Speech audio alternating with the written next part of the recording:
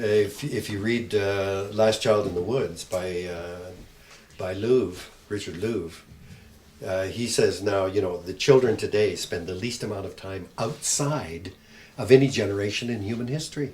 And even when they're outside, they're often plugged in with earbuds and they're not aware of what's going on in the world. What's the consequence? He says that children are suffering from nature deficit disorder.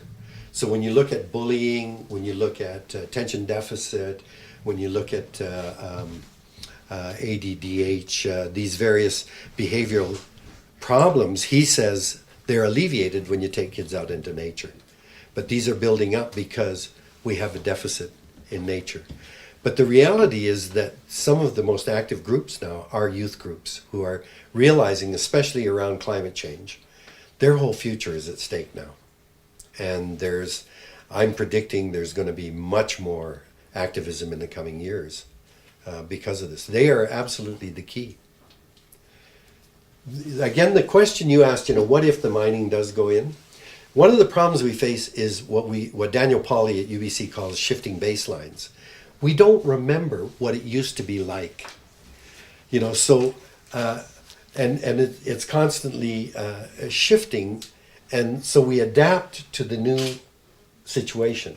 So mines come in, and oh yeah, there's still bears around and caribou, and there's, you know, everything seems fine, but we forget what it used to be like. We don't have a baseline, and that's what the whole history of, you know, there's still an argument about the oceans and whether they're in good shape or not. Well, the reality is the oceans are in terrible shape, but most people don't have any idea of what it used to be. And this is where I value so much the indigenous people who tell us, because they're an oral, they keep their history by an oral tradition, and they talk about what the elders or the elders remember about the way the world was.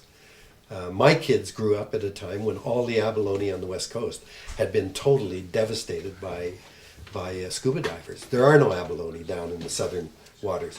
And yet you talk to Aboriginals, and they'll tell you that their elders used to go out on the rocks in a rowboat and with a shovel just scrape them off the side of a rock and fill the rowboat.